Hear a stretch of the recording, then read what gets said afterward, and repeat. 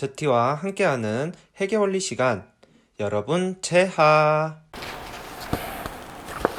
네, 안녕하세요. 벌써 회계원리.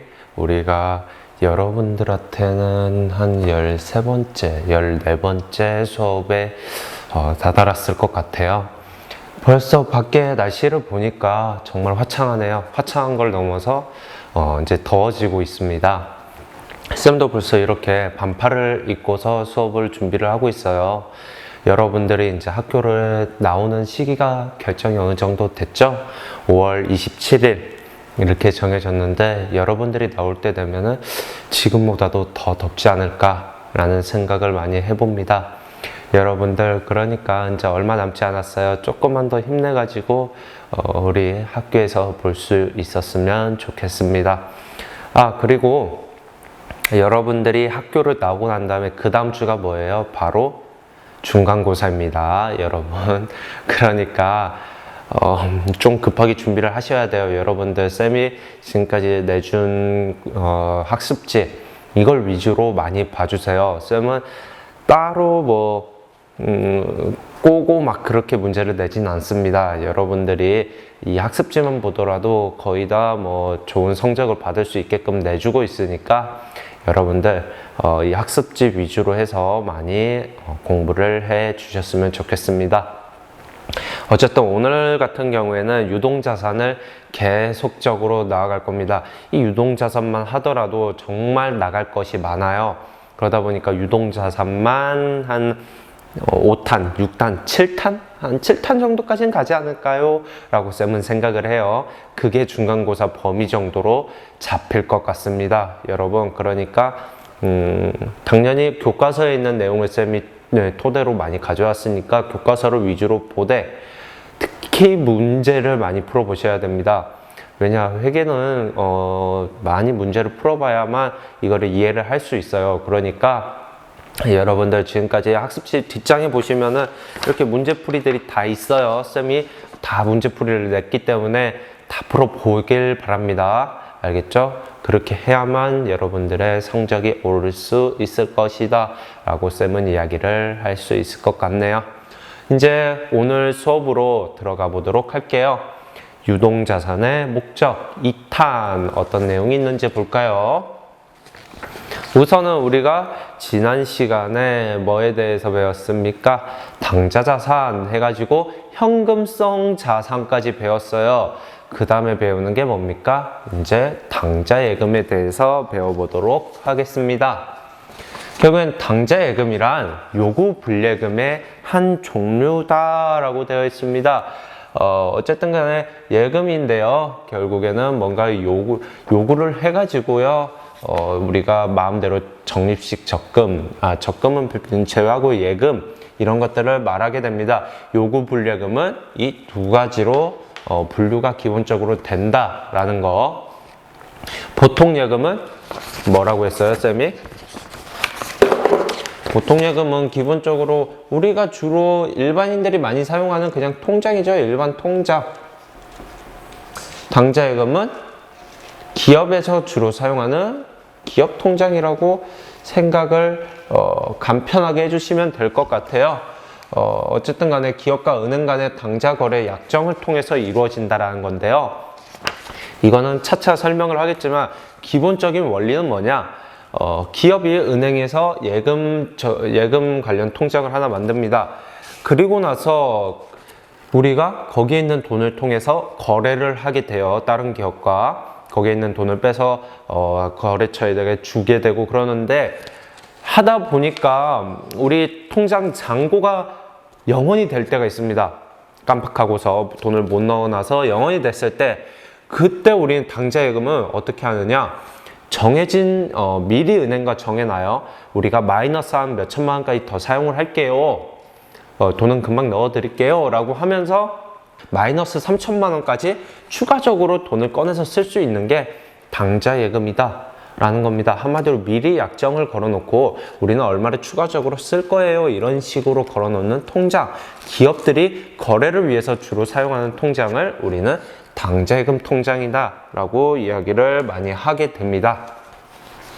당좌예금은 언제든지 출력이 가능하다, 출력? 출력이라고보다는 출금이라고 갑시다. 출금이 가능하고 간단히 수표를 발행해가지고, 그러니까 기업의 이름으로 수표를 바로바로 발행을 할 수 있다는 거예요. 우리가 보통 예금하고 여기까지는 큰 차이가 없어요. 거래 상대방에게 현금 수수 업무를 처리할 수 있다는 이유로 무이자 예금이지만 기업이 선호한다.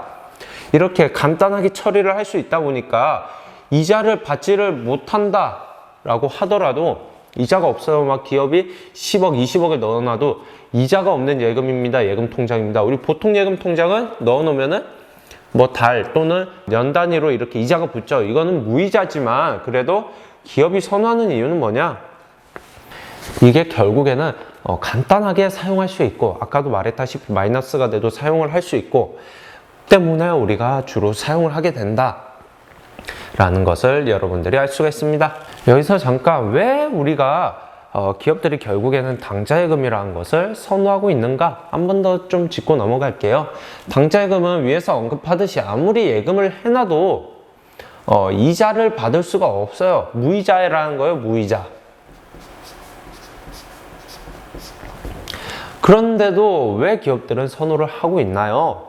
결국에는 첫째, 간단하게 수표를 발행할 수 있다는 것. 그쵸? 여러분들이 수표를 간단하게 발행을 못해요. 그러면은 10,000건, 50,000 건을 막 하나하나 다 들고서 가가지고 줘야 되죠. 거래처한테 막 1억이면은 50,000 건으로 뭐 몇백 장 이런 식으로 해가지고, 몇백 장이 아니죠. 하여튼 이렇게 줘야 됩니다. 하지만 우리가 수표를 발행할 수 있으면 1억 수표 하나 딱 발행하면은 그거 딱 주고, 그쵸? 그러고 나서 그 기업도 그걸 가져가서 은행에서 발급받고 돈으로 환급받고 얼마나 간편합니까? 그러다 보니까 이렇게 손쉽게 이루어낼 수 있다 보니까 선호를 우선 하고, 두 번째 같은 경우에는 아까 이거는 쌤이 이야기를 했죠. 예금해 놓은 금액보다 초과를 해서 발행을 하더라도 만약 8천만 원밖에 기업 통장에 당좌예금 통장이 없었어요. 그런데 아까 말했듯이 거래처와 1억의 거래, 그러면 2천만 원이 비네요. 하지만 우리가 당좌예금 약정에다가 미리 마이너스 3천만 원까지 사용 가능해요 라고 이렇게 걸어놨다라면은 우리가 마이너스 2천만 원은 더 쓸 수가 있다라는 거죠. 간편하게. 그러다 보니까 이런 점에서도 우리가 사용하게 되는 이유가 된다라는 겁니다. 어쨌든 마이너스 이 2천만 원에 대해서는 결국엔 뭐예요? 빚이 됩니다. 빚은 즉 부채가 된다라는 거예요. 그쵸? 갚아야죠. 어쨌든 간에 빌려 썼으니까, 빌려 쓴 거라고 되니까. 그때 우리가 사용하는 계정 과목을 뭐라고 하냐? 당좌차월이라고 이야기를 합니다.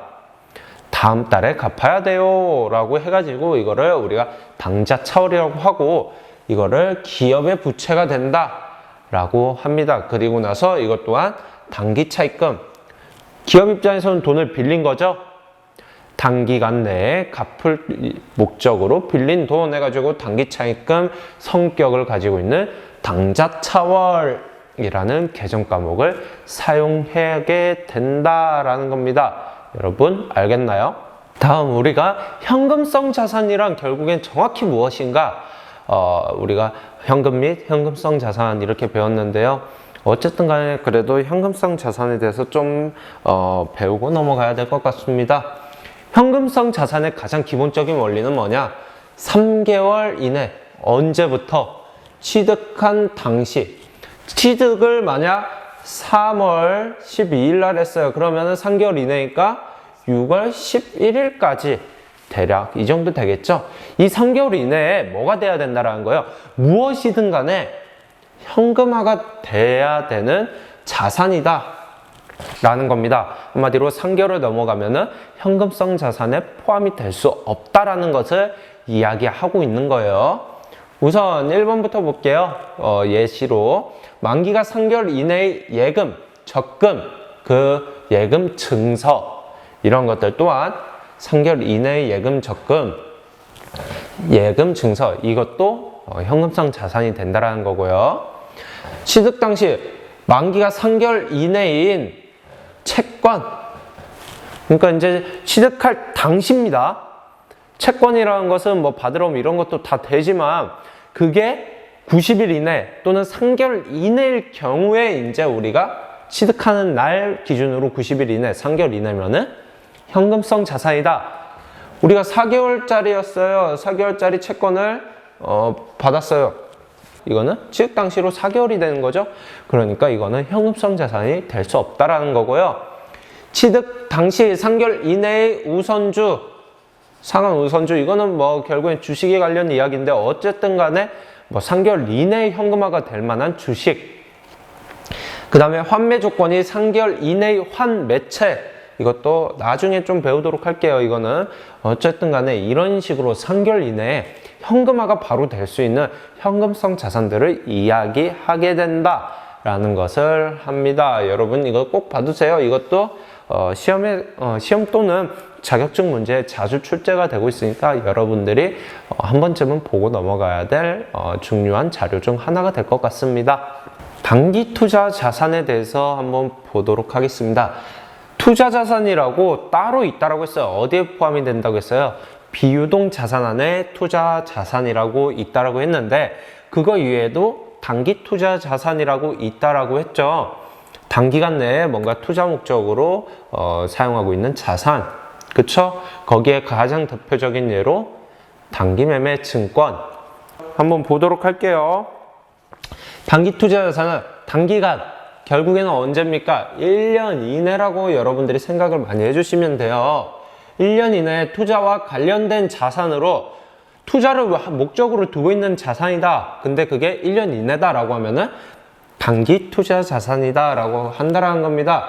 투자 자산과는 기간의 차이가 있다라는 점 여러분들이 꼭 기억을 해 주셔야 될 것 같습니다. 그렇게 해서 우리가 단기 예금부터 있다라고 했죠. 볼게요. 단기 예금에는 단기적 자금 운영을 목적으로 단기간 내에 자금을 뭔가 운용하려고 해요. 빌리고 갚고 뭐 이런 것들을 목적으로 소유하거나 만기가 결산일로부터 1년 이내, 우리가 항상 자산의 기준은 결산일로부터 1년 이내라고 했죠. 결산일 12월 31일 기준으로 1년 이내 도래하는 정기 예금, 정기 적금, 이 두 개를 합쳐서 정기 예적금이라고 계정 과목을 사용합니다. 여러분들 계정 과목표를 한번 보세요. 있을 겁니다. 사용이 제한된 예금, 기타 정형화된 금융상품 등을 다 포함해서 우리가 뭐라고 한다고요? 단기 예금이다 라고 이야기를 한다고요. 우선은 예시를 한번 볼게요. 미래은행과 7개월 만기 정기 적금을 가입을 했다라고 되어 있습니다. 가입을 하면서 우리가 당월이라고 하면 이번 달에 10만 원을 보통예금 통장에서 입금했다라는 거예요. 한마디로 우리가 정기적금을 들었죠. 그리고 매달 몇 월 며칠 날 우리가 돈이 자동으로 빠져나가게 했네요. 그렇다면 우리가 어떻게 이게 문제가 풀어지는지 한번 볼게요. 정기적금을 가입했어요. 그리고 그 10만 원이 어디로 들어간 거예요? 보통예금에 있던 게 정기적금으로 들어갔네요. 정기적금이 늘어나는 거네요. 그렇기 때문에 차변에는 정기예적금 또는 그냥 정기적금이라고 우선 써도 됩니다. 얼마가 늘어났다고요? 우리가 10만 원. 그리고 나서 우리가 어디서 빠져나갔습니까? 지금 보니까 보통예금 통장에서 입금을 했다며요. 그렇다면 보통예금에서 빠져나가게 되네요.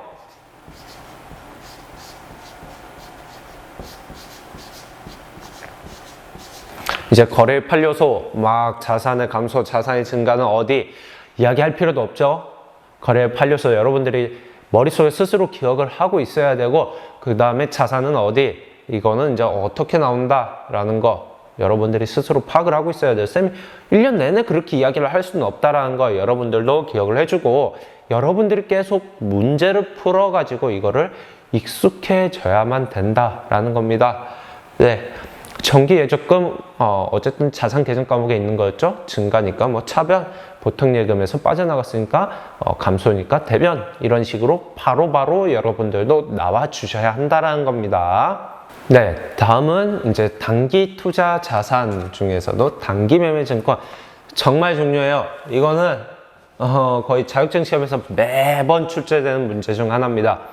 이거는 취득, 평가, 그 다음에 매각, 한마디로 처분이라고 하는데 이 세 가지로 크게 나뉘게 되고요. 이 세 가지가 어떻게 뭐 가격이 매겨지느냐 이런 것들을 여러분들이 기억을 해 주셔야만 이 문제를 풀어나갈 수 있습니다. 쌤이 한번 오늘 알려주도록 할게요. 첫 번째, 기업이 1년 이내에 결국에 의미 자체는 기업에서 1년 이내 매매 차익을 목적으로 취득한 단기성 유가증권이다.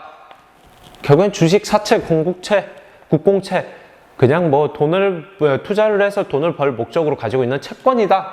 채권이라기보다는 증권이다라고 이야기를 하시면 될 것 같아요. 매매 차익이라는 게 싸게 사서 결국에는 비싸게 팔 거예요 라는 거죠. 그 목적으로 우리가 취득한 유가증권을 단기 매매 증권이다 라고 이야기를 한다라는 겁니다.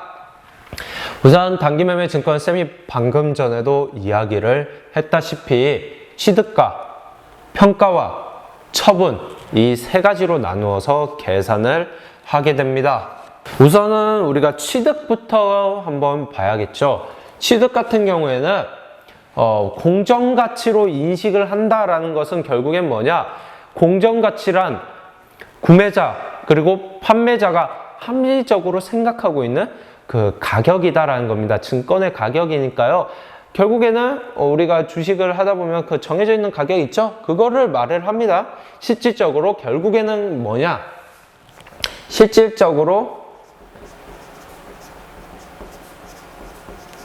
구매한 가격 또는 판매한 가격이겠죠?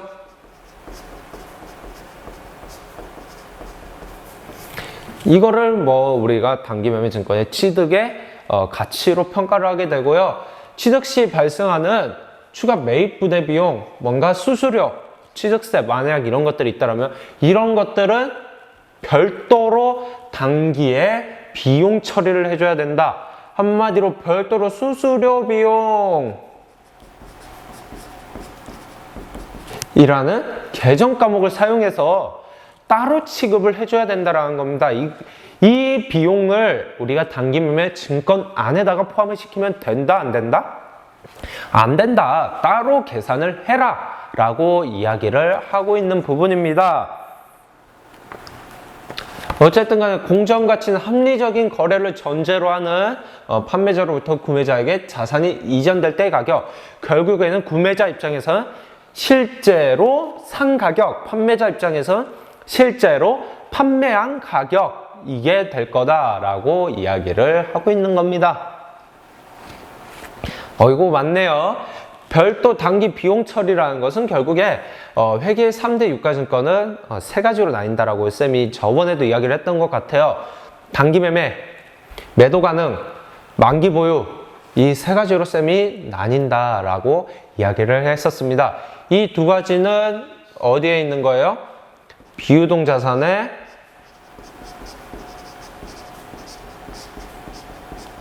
투자 자산에 있죠?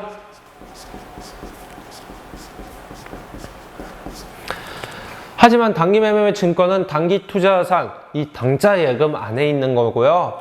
그러다 보니까 뭐 차이가 당연히 발생을 할 수밖에 없습니다. 이 두 개는 비유동 자산이니까 당연히 1년 이상을 사용할 목적으로 가지고 있다는 거예요. 그쵸? 단기 매매 증권은 1년 이내 단기간 내에 매매 차익을 목적으로 가지고 있는 거고요. 이 두 가지의 차이가 있어요. 어쨌든 간에 단기 매매 증권은 추가적으로 발생하는 매입 부대 비용은 수수료 비용으로 따로 처리한다. 하지만 이 두 가지는 어떻게 처리를 하게 될까요? 이 두 가지는 그 취득할 때 그 증권 안에다가 가격을 포함시키게 됩니다. 어쨌든 우리가 이제 취득을 했으면은 판매를 해야 되는데 그 전에 기말평가라고 이렇게 나와 있어요. 기말평가라는 것은 12월 31일 한마디로 우리가 재무제표를 작성할 때겠죠. 기말에 12월 31일이 되면은 재무제표를 작성하기 전에 평가라는 것을 한번 해줘야 돼요. 왜냐, 이 주식의 가격이 우리가 그 재무상태표 이런 걸 보고하려면 현재의 가격으로 보고를 해야 되죠. 일정 시점. 그쵸? 어쨌든 간에 가격이 변동이 분명히 생겼을 거라는 거예요. 증권은 매일매일 변동이 생기잖아요. 그러다 보니까 한번 지금의 가격을 다시 새롭게 알아보게 됩니다. 그러면서 만약 그 증권의 가격이 10만 원이 올랐다라고 하면은 10만 원을 추가를 해준다라는 겁니다. 한번 볼게요. 기말 시점 12월 31일에 단기매매 증권은 기말 공정가액. 공정가액이라는 것은 결국에 지금 현재의 가격을 말을 한다라는 거예요. 이 평가를 해서 기록을 추가적으로 해줘야 된다라는 거. 만약 증권의 가격이 올랐으면 더해주고, 증권의 가격이 내려갔으면 빼주고, 이런 식으로 추가적인 계산이 필요하다라는 거고요. 이런 기말 시점에 단기매매 증권의 가격이 취득 가격보다 방금 전처럼 올랐다라고 하면은 상승액만큼 새롭게 만약 처음에 구매를 할 때 90만 원이었는데 기말 평가를 해보니까 100만 원이 됐어요. 그러면은 이 분괴를 100만 원을 한다라는 게 아닙니다. 오른 가격만큼만 10만 원이 올랐죠. 10만 원만 추가적으로 해줘야 돼요. 왜냐? 우리가 이미 구매를 할 때 90만 원이라는 것을 분괴를 하면서 가격을 입력을 해놨어요. 그쵸? 그러니까 그 90만 원의 가격은 이미 기록이 되어 있습니다. 근데 지금은 100만 원이 됐네요. 그렇다면 우리가 그 입력되어 있는 90만 원의 가격이 100만 원으로 맞춰져야 된다는 거예요. 우리가 만약 100만 원이니까 100만 원을 써야지 하면은 그 증권의 가격이 얼마가 돼요? 이미 써져 있는 90만 원과 이 100만 원이 추가되니까 190만 원이 된다는 거예요. 그렇기 때문에 우리는 100만 원을 맞춰주기 위해서 추가 상승분인 10만 원만 추가적으로 입력을 해주면 된다라는 겁니다. 만약 대응되게 이제 이렇게 추가적인 가격을 써주게 되고, 대변에는 우리가 평가를 통했더니 이익을 받네 라고 하면서 단기매매증권 평가이익이라는 계정 과목을 대변에 써주게 됩니다. 이거는 당연히 수익이겠죠? 왜냐? 나는 수익을 받잖아요. 10만 원이 올랐으니까 내가 산 것보다, 이렇게 작성을 해주게 되고, 반대로 가격이 내렸다면은 빼줘야 되죠. 자산의 증가는 차변이지만 자산의 감소는 대변이니까 대변에다가 이렇게 써주게 되고요. 단기매매 증권을 그 차감액만큼 빼주게 되고, 그 다음에 우리가 손해를 봤어요 라고 해서 단기매매 증권 평가 손실이라는 계정 과목을 차변에 써주게 됩니다. 이거는 비용에 해당하게 돼요. 이렇게 입력을 해주게 된다. 좀 어렵죠? 여러분? 벌써 어려운 게 이제 시작이 됐습니다. 근데 여러분들이 많이 풀다 보면은 쉽게 이해를 할 거예요. 많이도 필요 없어요. 오늘 문제를 몇 개 풀면은 금방 이해를 할 수 있는 부분이 될 거라고 쌤은 예상을 하고 있습니다. 네. 마지막으로 이제 평가가 끝났으면 우리가 처분까지 배워줘야겠죠. 처분이라는 것은 결국에 판매를 한다라는 거예요. 매각을 한다. 매각 판매를 한다라는 것을 이야기를 하게 되고요. 이거는 장부에 적혀 있는 거, 만약 취득을 했을 가격이 적혀 있다라고 하면 그 가격, 만약 평가를 통해서 새로운 가격이 결정이 됐다라고 하면은 그 가격에 의해 가지고 처분을 하게 됩니다. 만약 어쨌든 간에 그 장부에 적혀 있는 가격보다 우리가 비싸게 팔았어요 라고 하면은 단기매매 증권 처분 이익이라는 수익 계정 과목으로 실제적으로 수익이 생긴 거죠. 네. 그 다음에 반대로 우리가 그 가격보다 싸게 팔았어요, 장부가액보다 적혀 있는 것보다 싸게 팔았어요 라고 하면 단기매매 증권 처분 손실이라는 비용 계정 과목을 통해 가지고 그 감액 대차 평균의 원리를 맞춰주게 된다라는 겁니다. 어쨌든 간에 여기서 중요한 건 또 뭐냐? 발생하는 부대 비용, 수수료 같은 것들은 여기서는 어디에 포함을 시켜요? 단기매매증권 처분 손익에 가감을 한다. 한마디로 단기매매증권 자체에 포함이 아니라 처분이익, 처분 손실에다가 그 내용을 써주게 된다라는 건데, 어떻게 써지는지 좀 이따 문제풀이를 통해 한번 보도록 하겠습니다.